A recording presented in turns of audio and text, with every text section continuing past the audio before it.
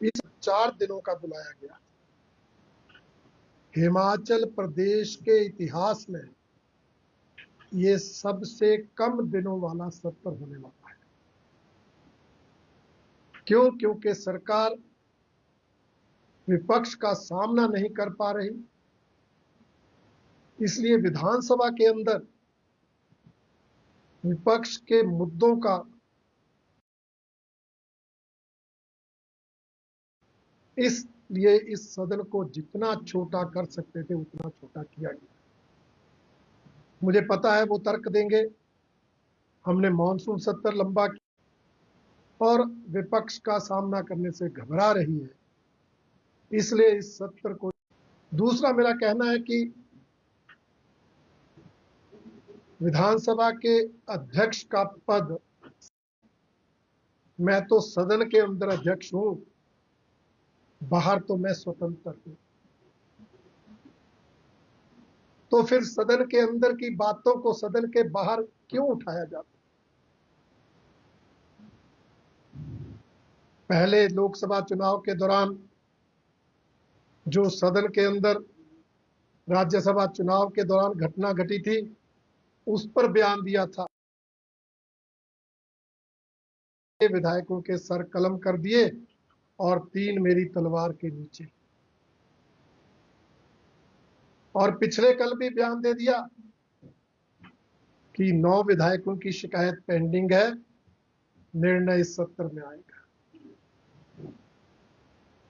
मैं पूछना चाहता हूं, जिन 9 विधायकों की शिकायत की बात करते हैं, जिस घटना की चर्चा करते हैं, वो घटना तो बजट सत्र की तर्क संगत नहीं, इसलिए मानसून सत्र में कुछ नहीं। परंतु अब जब मुख्य संसदीय सचिव हटे, उनके 6 विधायक जो सीपीएस बने थे, उनकी सदस्यता पर तलवार लटकी, तो फिर 9 विधायकों की सदस्यता रद्द करने का जिन उठ गया। कुछ दिनों पहले मुख्यमंत्री ने बयान दिया, आज इस संबंध में अध्यक्ष महोदय का बयान है। उम्मीद करता हूं कि आदरणीय विधानसभा के अध्यक्ष महोदय अध्यक्ष पद की उस गरिमा को बनाए रखेंगे, सरकार की कठपुतली इस पद को नहीं बनने देंगे और इस तरह दबाव में आकर लोकतांत्रिक ढंग से जनता द्वारा चुने हुए विधायकों की सदस्यता रद्द नहीं कर, क्योंकि कोई मामला बनता नहीं। वो कहते हैं मैं तो ऐसे फैसले लेता हूं, सुप्रीम कोर्ट भी वैध करा देता है। मैं कहना चाहता हूं, उनके फैसले पर सुप्रीम कोर्ट ने स्टे नहीं दिया था, कोई फैसला नहीं सुनाया था। कानूनन उनका फैसला सही था नहीं था, इस पर निर्णय नहीं था। वो तो क्योंकि चुनाव आयोग ने विधानसभा के उपचुनाव घोषित कर दिए थे, इसलिए उन विधायकों ने केस वापस ले लिया जब स्टे नहीं। इसलिए यह मानना कि कोई कानून से ऊपर है, मुझे लगता है उसे वो गलत फहमी। इसलिए मैं उम्मीद करता हूं कि हमारे अध्यक्ष महोदय इस संवैधानिक पद की, इस गरिमापूर्ण पद की मर्यादा को बनाए रखेंगे और कोई ऐसा कृत्य नहीं करेंगे जो अलोकतांत्रिक होगा, जो तानाशाहीपूर्ण होगा और जो गैर कानूनी होगा। और ऐसा अगर होता है तो भारतीय जनता पार्टी हर स्तर पर उसका मुकाबला करेगी। वो इनकी धमकियों से डरने वाली नहीं है। हमने जो करना है लोकतांत्रिक ढंग से, कानूनी ढंग से, ऐसी कौन सी उपलब्धि है जिसको लेकर आप जश्न मना रहे हैं? 1 सप्ताह बीत गया, कोई जवाब नहीं आया।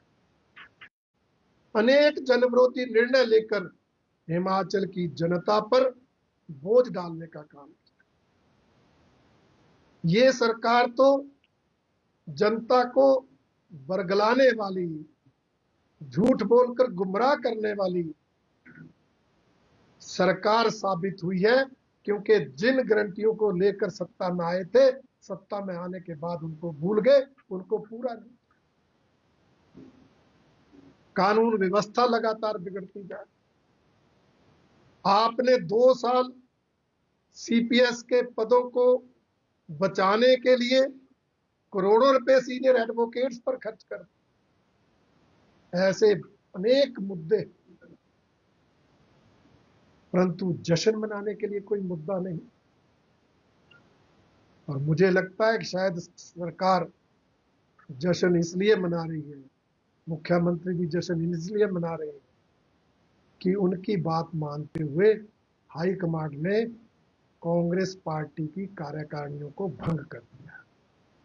ये एक सुखद बात शायद मुख्यमंत्री जी के लिए है, जिसको लेकर वो जश्न मना रहे, अन्य कोई कारण जश्न मनाने का नहीं। और भारतीय जनता पार्टी